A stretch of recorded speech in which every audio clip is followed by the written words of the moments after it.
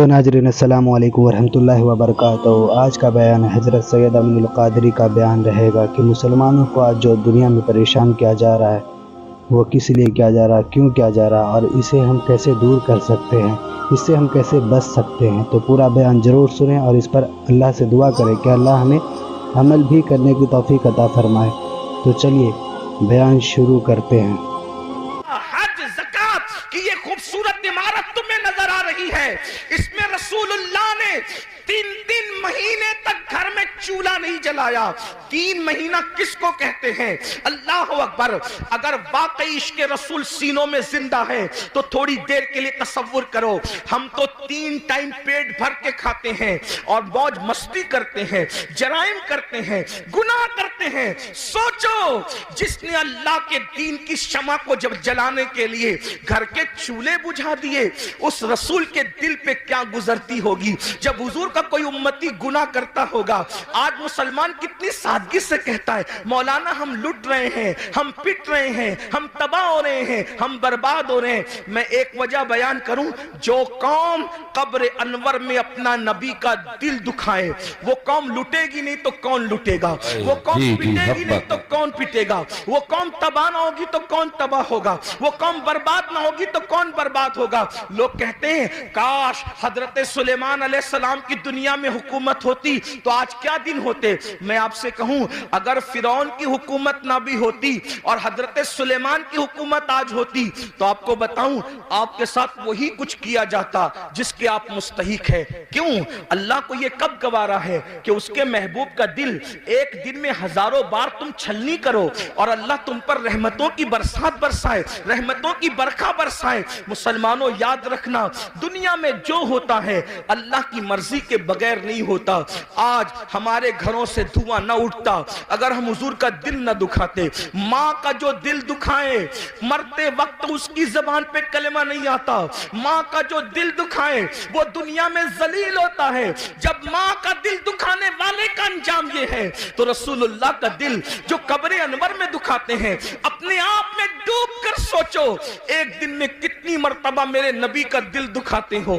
جو رسول جانور کا بھی دل دکھانے سے منع کرے، جو نبی پسو اور مکھی پر ظلم کرنے سے منع کرے، جو رسول مرغی اور کتے اور بلی پہ ظلم کرنے سے منع کرے، تم اپنے نبی کا دل چھلنی کر رہے ہو اور پھر اس پر تم یہ تمنا کرتے ہو کہ یہ ہوگا وہ ہوگا۔ مسلمانوں، سیدنا فاروق اعظم روایت کرتے ہیں جس کو فقیہ ابو اللہ سمرقندی نے لکھا کہ تم چھوٹے سے چھوٹا بھی گناہ کرتے ہو تو اس سے حضور کا دل دکھتا ہے، اس سے حضور کا دل۔ سوچو، اللہ قبر میں نبی کا اتنا خیال فرمائے کہ 70,000 فرشتے صبح کو بھیجے کہ شام تک تم درود پڑھو محبوب پر، اور 70,000 شام کو بھیجے کہ تم صبح تک درود پڑھو میرے نبی پر۔ اللہ خود بھی درود بھیجے، فرشتوں کو بھی درود بھیجوائے کہ تم بھی درود بھیجو، اور ایک بار جو فرشتہ آ جائے دوبارہ پھر وہ آ نہیں سکتا۔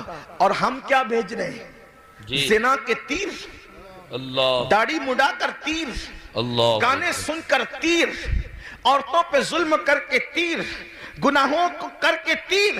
سوچو، جو قوم، ایسی بھی قوم دنیا میں کوئی گزری ہے جو اپنے نبی کا دل چھلنی کرے، نبی لگائے؟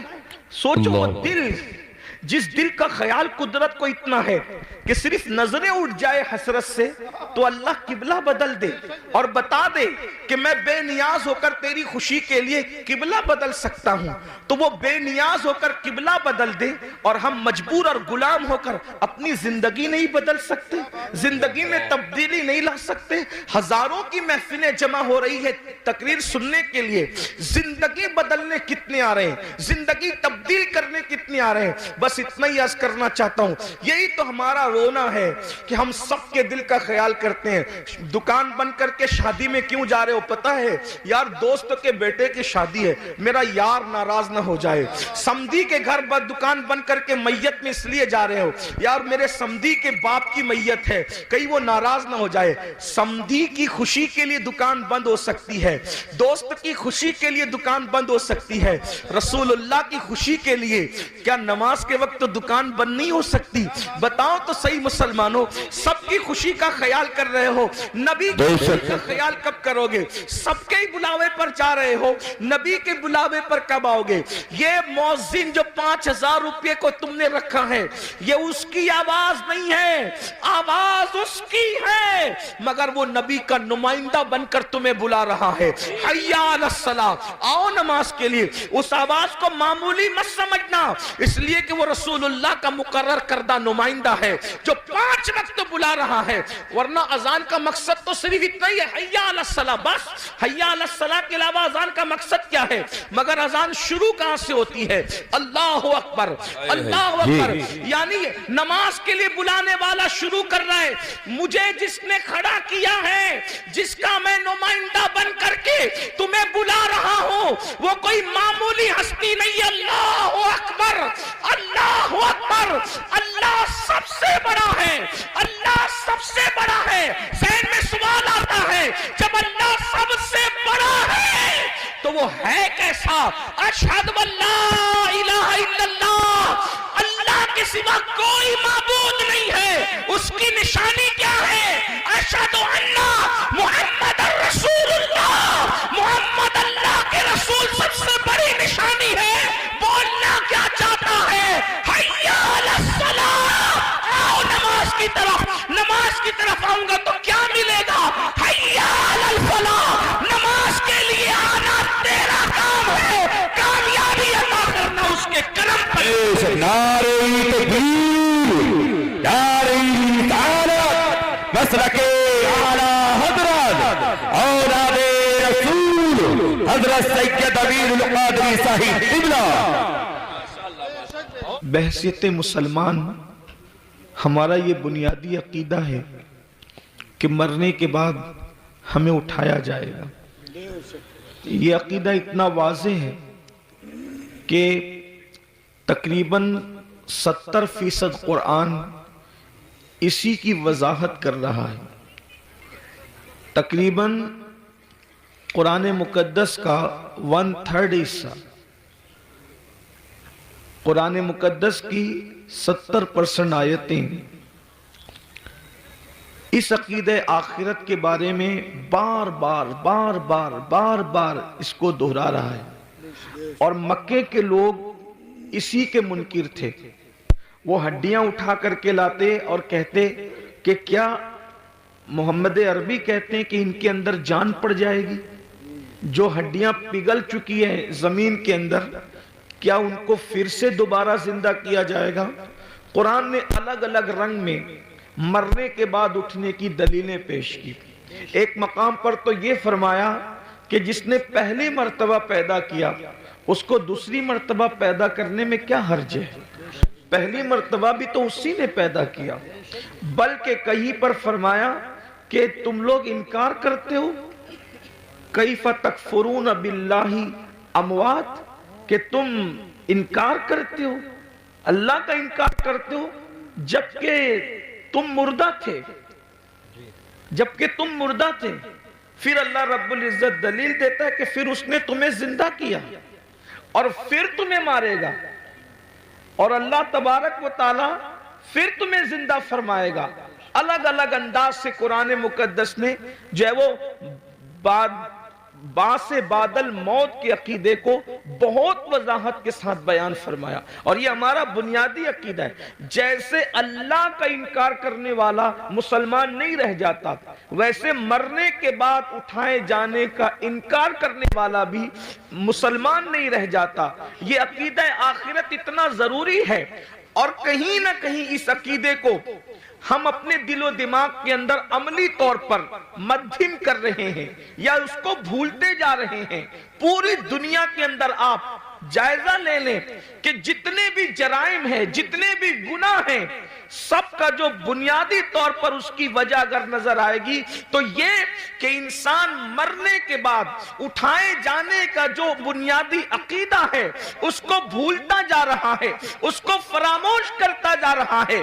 اگر دنیا کے اندر بدکاری عام ہو رہی ہے تو کہیں نہ کہیں سب سے بڑی وجہ یہ ہے کہ مرنے کے بعد اٹھنا اور اٹھنے کے بعد جواب دینا، اس کا عقیدہ کہیں نہ کہیں دلوں کے اندر مدھم پڑتا اس لیے کہ جب ایک انسان یہ سوچ لے، اللہ اکبر، صرف ایک چھوٹا سا بچہ یہ سوچ لے کہ میرے امتحان ہونے والے ہیں، تو بچہ بھی بزرگوں سے ملتا ہے، وہ بچہ جس کا پورا عقیدتوں کا محور چاکلیٹ ہے، جس کی پوری محبتوں کا محور کھلونا ہے، لیکن جب امتحانات کے دلوں میں ملتا ہے تو اپنے بزرگوں کو کہتا ہے دعا کریے کہ میں پاس ہو جاؤں، دعا کریے کہ مجھے کامیابی مل جائے۔ مجھے بتائیں اگر امتحان پر یقین ایک چھوٹے سے بچے کو ہو جائے تو وہ بچہ بھی اس کی فکر کرنے لگتا ہے کہ نتیجہ کیا آئے گا۔ مسلمانوں بتاؤ تو صحیح، اگر بچے کو امتحان کا یقین ہو جائے اور فیل ہونے اور پاس ہونے کے فوائد اور نقصانات پتہ چل جائے تو وہ بچہ پوری طاقت جھونک دیتا ہے کہ میں کسی طرح سے امتحان میں کامیاب ہو جاؤں۔ چھوٹے بچے امتحان کے دنوں میں کھیلنا کودنا چھوڑ دیتے ہیں، راتوں کو اسٹڈی کرنے لگتے ہیں، رات جگنا شروع کر دیتے ہیں۔ اللہ اکبر، کیا ہم اپنے بچوں سے بھی غیر گزرے ہو گئے؟ انہیں امتحان کے خیال نے کھیلنے سے باز رکھا ہے، انہیں امتحان کے خیال نے کودنے سے باز رکھا ہے، انہیں امتحان کے خیال نے سونے سے باز رکھا ہے۔ مسلمانوں، اپنا بھی تو ایک امتحان ہونے والا ہے، اور امتحان لینے والا ایگزامینر کون ہے؟ وہ اللہ رب العزت ہے، اور وہ خود فرماتا ہے اَيَحْسَبُ الْإِنسَانُ أَن يُتْرَكَ سُدًى، کیا انسان یہ تصور کرتا ہے کہ اس سے حساب نہیں لیا جائے گا؟ نہیں، بلکہ انسان تجھ سے حساب لیا جائے گا۔ اللہ اکبر، اندازہ فرمائے، اور حساب کون لے گا؟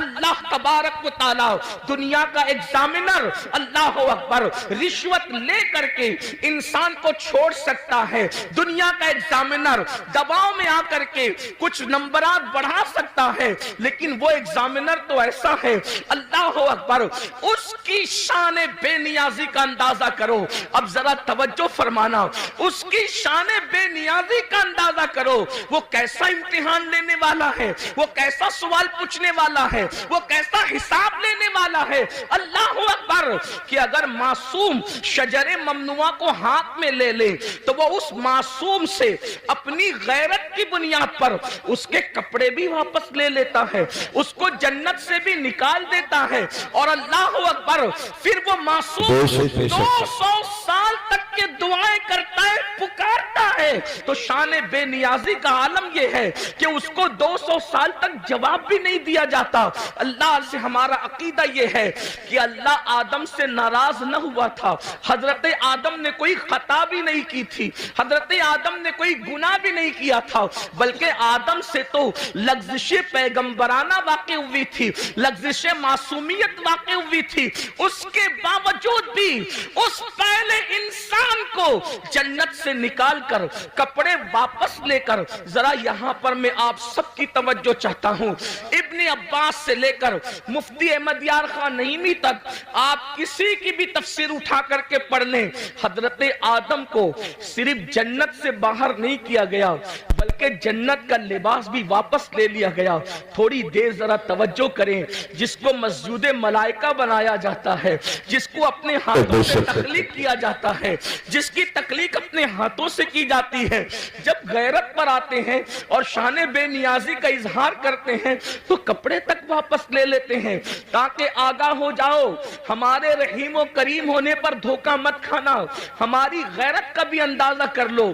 جب معصوم مسجود ملائکہ بنانے کے بعد جنت سے باہر جا رہے ہیں، اور صرف جنت ہی سے نہیں جا رہے ہیں بلکہ کپڑے بھی واپس لیے جا رہے ہیں، تو بتاؤ تمہاری حیثیت کیا ہے، تمہارا کیا انجام ہوگا، تم کہاں رہو گے؟ اور پھر کوئی خطا بھی نہیں ہے، کوئی گناہ بھی نہیں ہے، لغزش پیغمبرانہ ہے، اس پر جب غیرت کا اظہار یہ ہے۔ اب مجھے بتاؤ میرے بھائیوں، جو لوگ زنا کرتے ہیں اور زنا کے بعد وہ اس خوش فہمی میں مبتلا ہیں کہ نہیں مولانا اللہ کریم ہے، اللہ رحیم ہے، وہ ہمیں جنت ہی میں داخل فرمائے گا۔ کوئی لڑکوں کے ساتھ بدکاریاں کرتے ہیں اور پھر یہ تصور کرتے ہیں کہ مولانا اللہ تو بخشنے والا ہے، وہ رحیم و کریم ہے۔ جو لوگ سود کے دھندے کر کے حرام لقمہ اپنے پیٹ میں ڈالتے ہیں، پھر بھی ان کا خیال یہ ہے کہ اللہ رحیم و کریم ہے، وہ ہمیں بخش دے گا، تو وہ یہ لوگ یہ سب چیزیں نہیں دیکھتے کیا کہ اللہ رب العزت نے پہلا انسان جو تمام نبیوں کا بابا ہے، جو تمام ولیوں کا بابا ہے، جو تمام صحابہ کا بابا ہے، یعنی سارے انسانوں کے جو باپ ہیں، ان کے ساتھ اظہار غیرت کر کے ہمیں متنبع فرمایا، ہمیں تنبیہ فرمائی کہ ہماری شان بے نیازی کا اندازہ کرو۔ وہی اللہ ہم